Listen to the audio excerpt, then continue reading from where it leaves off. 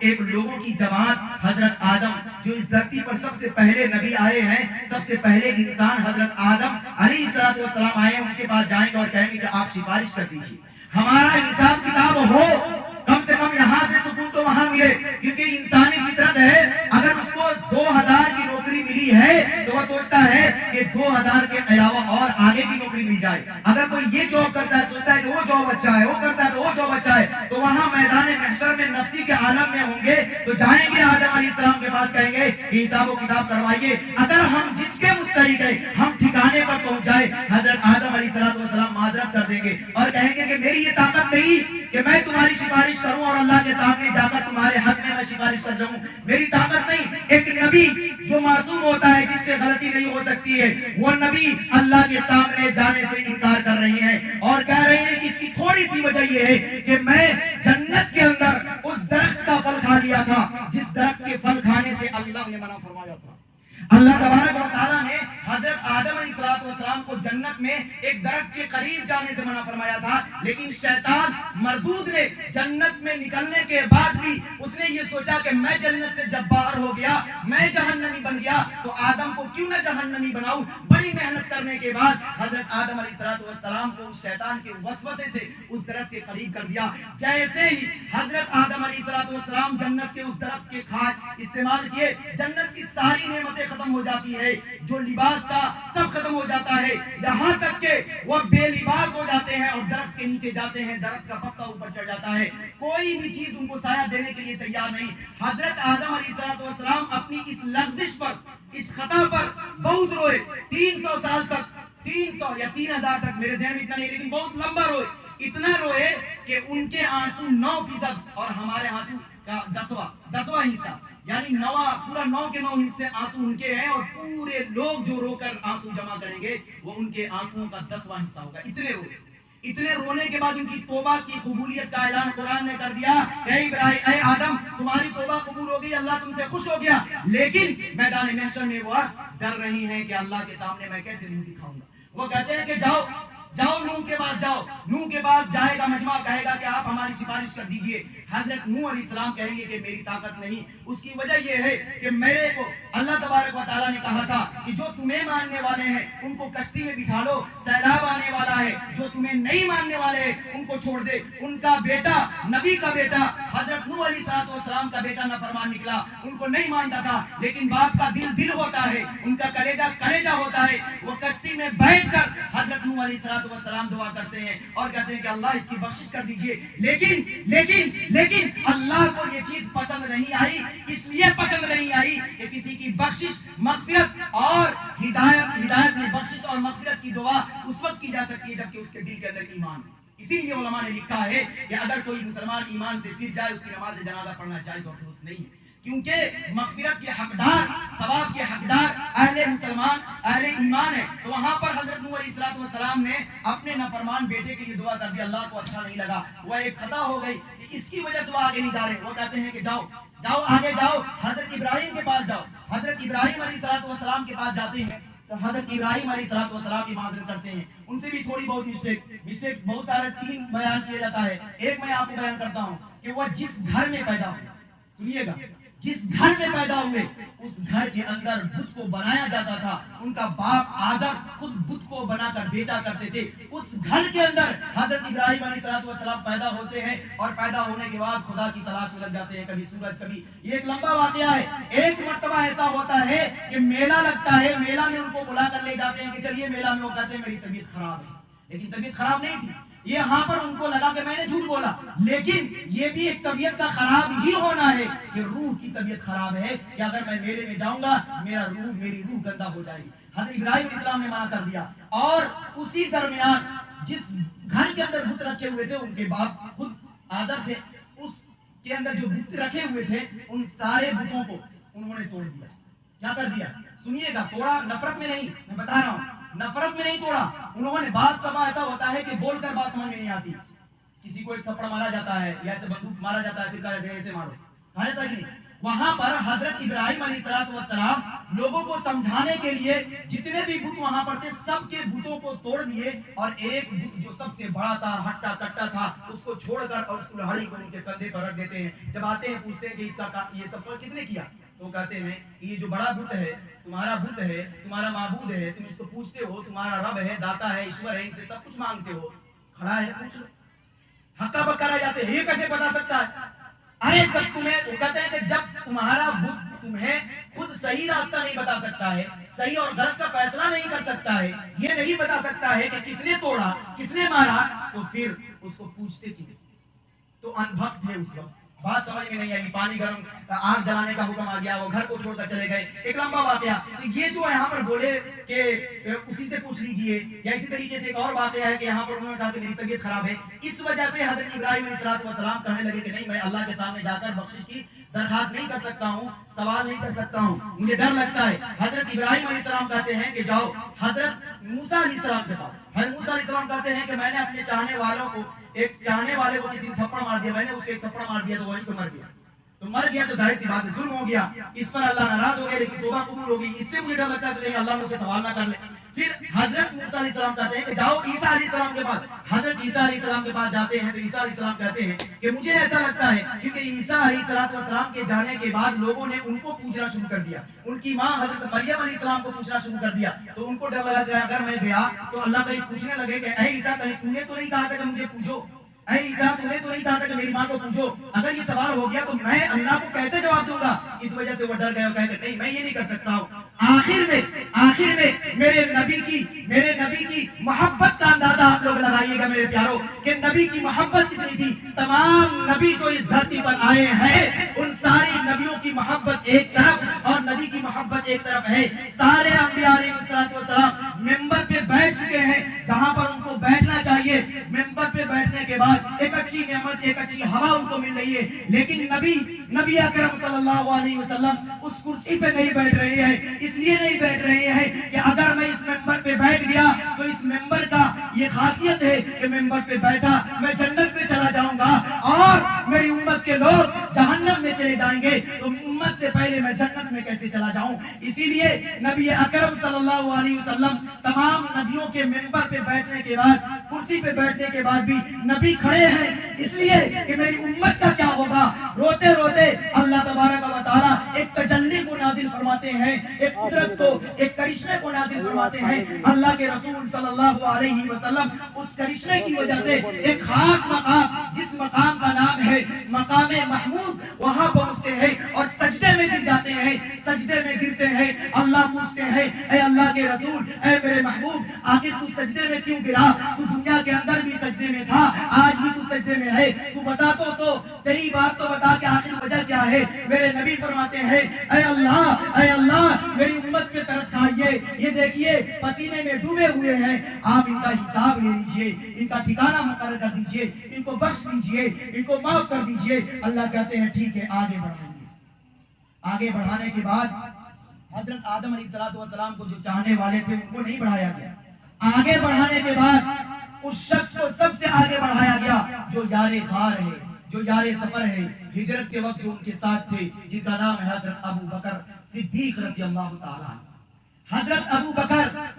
इससे पता क्या चलता है, हदीस भी है, इस दुनिया में बड़े हाथ रखे रहते हैं, फुला उनके साथ है, बड़ा मजा है, आखिरत में उन्हीं के साथ रहना है।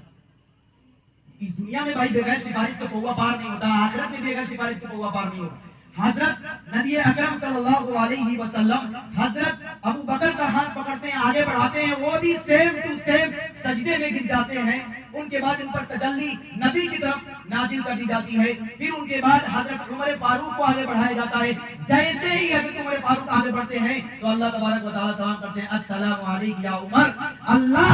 अल्लाह किससे सलाम कर रहा है? अल्लाह एक शख्स से, हजरत उमर से सलाम कर रही हैं। अल्लाह जो पूरी दुनिया को, पूरे अर्ज़ व कायनात को बनाने वाले हैं, वो उमर से सलाम कर रहे हैं। इसमें ये नहीं सोच रहे हैं कि मैं तो खुदा हूं, मैं उमर से सलाम करूं।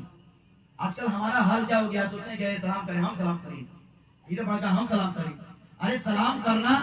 लिखा गया है कि अगर किसी को जानना है कि ये घमंड से पाक है तो देखो कि वो सलाम करने में पहल करता है कि नहीं करता है। اگر پہل کرتا ہے تو گھمنڈ سے وہ پاک ہے، پہل نہیں کرتا ہے تو کہیں نہ کہیں اس کے دل کے اندر کینہ، کپٹ، غرور، گھمنڈ ہے، جس کی وجہ سے وہ سلام کرنے میں پہل نہیں کرتا ہے۔ حضرت عمر سے اللہ سلام کرتے ہیں، صحیح حدیث ہے، اور ان کا حساب ہوتا ہے۔ حضرت عثمان غنی پیش کیا جاتا ہے، عثمان غنی کو پیش کیا جاتا ہے، تو اللہ کے رسول صلی اللہ علیہ وسلم کی حدیث ہے کہ بہت جلدی ان کا حساب ہوگا۔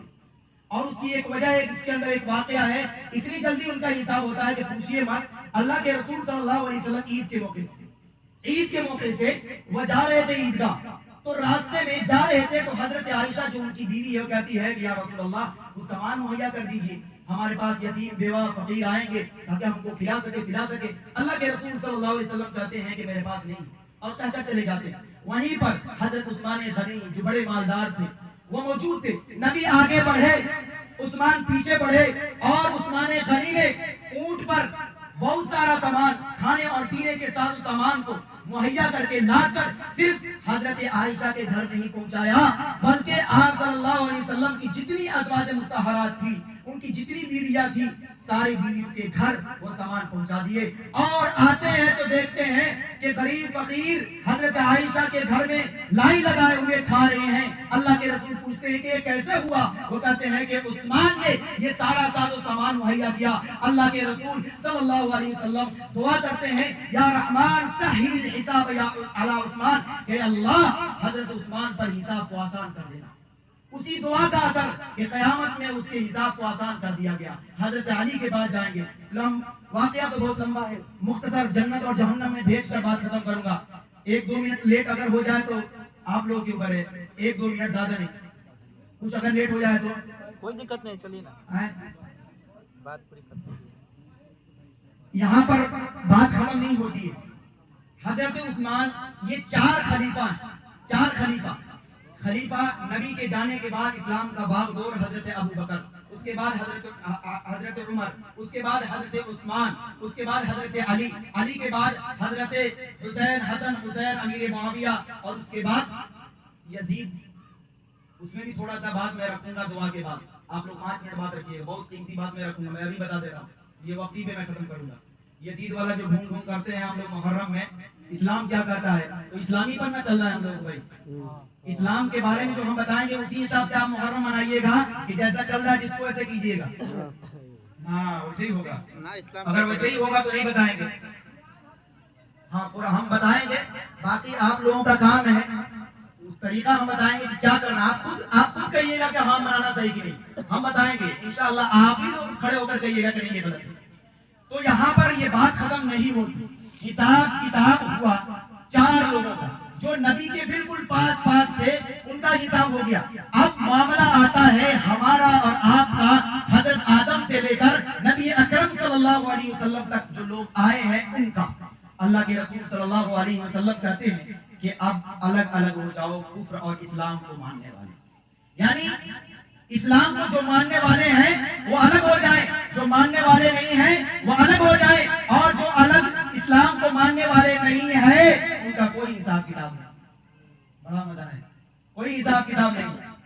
اسلام کو جو ماننے والے نہیں ہیں، جن کو کافر کہا جاتا ہے، ان کا کوئی حساب کتاب نہیں وہاں پر، وہاں اتنا ہی کہا جائے آپ الگ ہو جائیے، وہ الگ ہو جائیں گے۔ اب مسلمانوں کا حساب کتاب ہوگا، اور حساب کتاب ہونے کے بعد آخری مرحلہ پل صراط کا آئے گا۔ نبی فرمائیں گے اے مسلمانوں اس پل صراط سے گزرو، پل صراط سے گزرا جائے گا، ہر ایک شخص اپنے ایمان کی طاقت کے بقدر اس پل صراط پر گزرے گا۔ کوئی ہوا کی تیزی کی طرح بالکل 100 کی سپیڈ میں گزر جائے گا، جیسے ہوا ادھر سے آتی ہے اور ادھر چلی جاتی ہے، کبھی نظر بھی نہیں آتی۔ اگر کسی کا ایمان بہت ہی زیادہ مضبوط ہوگا تو وہ ہوا کی تیزی کی طرح اس پل صراط سے گزر کر وہ جنت میں چلا جائے گا۔ پھر دوسرے مرحلے کے ایمان والے آئیں گے، وہ پھر گھوڑ سوار کی طرح، جس طریقے سے گھوڑا تیزی کے ساتھ دوڑتا ہے اس طریقے سے دوڑ کر چلے جائیں گے۔ پھر انسان جس طریقے سے دھرتی پر تیزی سے دوڑتا ہے اس طریقے سے اس سے کم ایمان والے دوڑ کر چلے جائیں گے، پھر اس سے کم ایمان والے دوڑ کر چلے جائیں گے۔ اس کے بعد کوئی آہستہ آہستہ لنگڑاتا، پھسلتا، اٹکتا، کھٹکتا جنت میں پہنچ جائے گا۔ اور اللہ نہ کرے کہ ہم لوگوں کا حشر ایسا ہو کہ ہم کھٹکتے کھٹکتے اٹکتے اٹکتے اسی پل صراط کے نظر ہو جائے، اور اس پل صراط کے نیچے جو جہنم اللہ نہ کرے کہ ایسا ہو کہ اس پل صراط پر سبھی کو گزرنا ہے، جو اچھا ہوگا دوڑ کر گزرے گا، جو برا ہوگا وہ وہیں پر پھسل کر گر جائے گا اور اس کے لیے جہنم کا سوال ہو جائے گا، وہ جہنم میں چلا جائے گا۔ نبی بھی جنت میں، نبی کے چاہنے والے بھی جنت میں، نبی کے ماننے والے بھی جنت میں، اور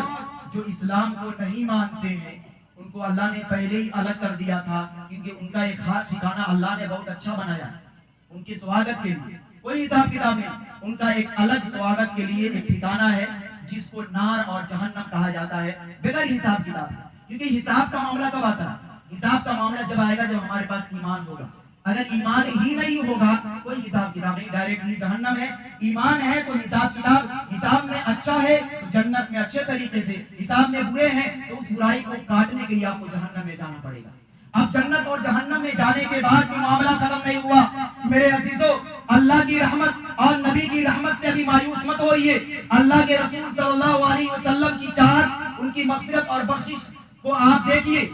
جنتی جنت میں چلے گئے، جہنمی جہنم میں چلے گئے، کچھ دنوں کے بعد اللہ تبارک و تعالی حضرت جبرائیل علیہ السلام کو بھیجیں گے کہ جاؤ تھوڑا جنتیوں کا حال خبر تو معلوم کر لو کہ کس حال میں۔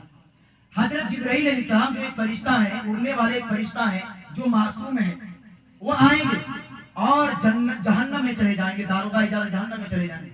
جہنم میں جائیں گے تو ان کو بتایا جائے گا، جو جہنمی مسلمان ہوں گے ان کو بتایا جائے گا کہ یہ یہی فرشتہ ہے کہ جو فرشتہ اللہ کی بات کو نبی تک لاتے تھے اور نبی کو اللہ کا پیغام سناتے تھے، تو فوراً وہاں پر جو مسلمان جہنمی ہوں گے ہوش میں آ جائیں گے، یہ صحیح حدیث کا واقعہ، ہوش میں آئیں گے اور کہیں گے کہ اے جبرائیل، کل تک تو اللہ کے فرمان کو نبی تک پہنچاتا تھا، آج ریکویسٹ ہے، درخواست ہے کہ ہم گنہگاروں کے فرمان کو ہمارے نبی تک پہنچا دیں، کیونکہ ہم جل تو رہے ہیں لیکن ہم ایمان کے جانے والے ہیں، ہم مومن مسلمان تھے، گناہوں کی وجہ سے جل رہے ہیں، آخر وہ نبی کیسے برداشت کر لے کہ جو نبی جنت میں اس وقت تک نہیں گیا جب تک سوال اور حساب کتاب نہیں ہوا، آپ ہم گنہگاروں کے پیغام کو نبی تک جنت میں لے جا کر پہنچا دیجئے۔ حضرت جبرائیل علیہ السلام اللہ کے پاس آتے ہیں، اللہ فرماتے ہیں جس چیز کا وعدہ تم نے کیا اس وعدے کو پورا کرو، جاؤ جنت میں جاؤ اور نبی کو ان کے بارے میں بتاؤ۔ حضرت جبرائیل جنت میں جاتے ہیں، نبی اکرم صلی اللہ علیہ وسلم دیکھتے ہیں، جو تو پہلے کے یار ہیں، ان کا واسطہ پہلے سے ہے، پہچان لیتے ہیں، کھڑے ہو جاتے ہیں اور کہتے ہیں کہ جبرائیل بتاؤ تمہارا آنا کیسے ہوا؟ تو وہ کہتے ہیں یا رسول اللہ، آج بھی جہنم کے اندر آپ کے چاہنے اور ماننے والے جل رہے ہیں، نبی کے فرمان، نبی کی عزت کو دیکھیے، ان کی محبت کو دیکھیے، وہ عیش و عشرت کے ساتھ جنت میں مزے لے رہے ہوں گے۔ جیسے ہی حضرت جبرائیل کی زبان سے یہ آواز نکلے گی کہ اے نبی، آپ کے چاہنے والے، آپ کے ماننے والے آج بھی جہنم میں جل رہے ہیں، نبی اٹھ کھڑے ہو جائیں گے، حیران ہو جائیں گے، پریشان ہو جائیں گے، سجدے میں گریں گے، اللہ سے بات کریں گے، اللہ فرمان جاری کرے گا کہ اے جبرائیل، آپ کہہ دیجئے کہ بخشش کبریٰ کا ان کو سرٹیفکیٹ دے دیا گیا، آپ جائے اور جا کر جن کو چاہے ان کی بخشش کر دیں۔ وہاں پر اللہ اعلان کرتے ہیں، پھر جبرائیل کیا اعلان کرتے ہیں یہ بھی سنیے۔ حضرت جبرائیل علیہ السلام کہتے ہیں کہ جتنے بھی جنتی ہیں وہ بھی ان کے ساتھ ہو لیں، اور جو جس کو پکڑ لے گا وہ جہنم سے آزاد ہو جائے گا۔ نبی آہستہ آہستہ دلہے کی طرح جنت سے نکل رہے ہیں اور ان کے پیچھے ان کے ساتھی جو جنت میں ہیں وہ باراتیوں کی طرح جنت سے نکل رہے ہیں، جہنم کی طرف جا رہے ہیں، اور جانے کے بعد نبی جس کی بخشش کراتے ہیں سب نکال دیے گئے، اور جو جس کو پہچانتا ہے ان کو نکال دیا گیا۔ یہاں تک کہ حدیث میں ہے اگر کسی مومن مسلمان نے کسی کو ایک گلاس پانی بھی پلایا ہوگا اور وہ جنت میں چلا جائے گا وہ اس کو جہنم سے بچا دے گا۔ یہاں پر یہ بخشش ہو جائے گی، لیکن وہ جہنم میں جل کر راکھ ہو چکے ہوں گے تو اللہ تبارک و تعالیٰ کہیں گے کہ ان کو نہر حیات میں ڈال دو۔ ایک ایسی نہر ہے، نہر حیات میں زندگی، کہ اس کوئلے کی طرح سب کو نکالا جائے گا، کوئلے کی طرح نکالنے کے بعد ان کو نہر حیات میں ڈال دیا جائے گا۔ نہر حیات میں ڈالا جائے گا تو بالکل جس طریقے سے پہلے تھے صحیح طریقے سے ان کو زندگی مل جائے گی، ان کو جنت میں ڈالا جائے گا۔ لیکن جنت میں جانے کے بعد بھی یہ ایک چیز میرے کو چھوٹ گئی، بڑا انٹرسٹنگ وہ بات ہے۔ جہنم میں جو یہ موقع پیش آیا، کیوں آیا؟ جبرائیل کو کیوں بھیجا اللہ نے؟ جبرائیل علیہ السلام کو اس لیے اللہ نے بھیجا کہ جہنم میں سب تھے، غیر مسلم، مسلم جو گنہگار تھے، سب تھے۔ اللہ تبارک و تعالیٰ نے اپنی قدرت سے ایک ایسا شیشہ بیچ میں ڈال دیا کہ ادھر والے لوگ ادھر والے کو دیکھ سکتے ہیں۔ جو مومن مسلمان گناہ کی وجہ سے جہنم میں جائیں گے وہ اوپر کے طبقے میں ہوں گے، ان کو کچھ کم عذاب ملے گا۔ تو شیشہ اللہ تبارک و تعالیٰ اپنی قدرت سے ڈال دیں گے کہ ادھر والا آدمی ادھر والے دیکھ لے۔ تو وہاں پہ غیر مسلم کہنے لگے، تانا دینے لگے، ہم تو نہیں مانتے تھے اس لیے جل رہے ہیں، تم تو مانتے تھے تم بھی جل رہے ہو۔ ایسا نہیں رہتا نا، ارے تم مانتے تو تم بھی جل رہے ہو۔ اللہ کو یہ گوارا نہیں ہوا، اللہ کو یہ اچھا نہیں لگا، اسی لیے اللہ نے حضرت جبرائیل کو بھیجا کہ جاؤ، مجھے اور نبی کو ماننے والوں کو تانا دیا جا رہا ہے۔ جب حضرت جبرائیل علیہ السلام آئے ہیں اور نبی کو وہاں لے گئے ہیں، نبی کی بخشش سے ان جہنمیوں کو جو گناہ کی وجہ سے جل رہے ہیں ان کو نکالا گیا اور نہر حیات میں ڈالا گیا، پھر ان کو جنت میں ڈالا گیا، لیکن ان کی پیشانی پر ایک مہر لگا دی گئی تھی کہ یہ سفارشی لوگ ہیں۔ اس کے بعد جنت میں جو پہلے سے تھے بعد میں آنے والے اتارے گئے تو انہیں سفارشی ہو گئے، ٹیکا لگا گیا تھا، ایسا مسئلہ ہے ٹیکا، جیسا وہ جنت میں مسیح ہے ٹیکا لگا ہوا ہے، تو ان لوگوں کو اچھا نہیں لگا، آر محسوس ہو رہا ہے۔ اتقاء الرحمن ایک نام ہے، اس پہ لکھ دیا جائے گا اتقاء الرحمن، یعنی رحمان کی بخشش سے، ان کی مغفرت سے ان کو عذاب کیا گیا۔ تو پہلے سے جو جنتی ہوں گے اپنے عمل کی وجہ سے، عمل کیا؟ اللہ کی رحمت اور نبی کی رحمت کی وجہ سے جنت میں ہوں گے، ان پر ہنسیں گے، کہیں گے کہ یہ کیسے ہوگی؟ تو اللہ تبارک و تعالیٰ کو پھر وہ ٹیکا والے لوگ یاد کریں گے اور سجدے میں گر کر کہیں گے کہ اللہ آپ نے ہم پہ رحم کیا، جہنم سے جنت میں ڈالا، آج یہ جنتی ہمیں جینے نہیں دے رہے ہیں اور کہہ رہے ہیں کہ تو سفارشی ہے، اس ٹیکے کو صاف کر دیجئے۔ اللہ تبارک و تعالیٰ کہتے ہیں اس ٹیکے کو لگا کر تمہیں ذلیل کرنا مقصد نہیں تھا، بس اس لیے لگایا گیا تاکہ تم اللہ کو پکارنے والے بن جاؤ۔ آج تم نے مجھے پکارا، تمہیں معاف کر دیا گیا، اس پیشانی کو بھی صاف کر دیا جائے گا۔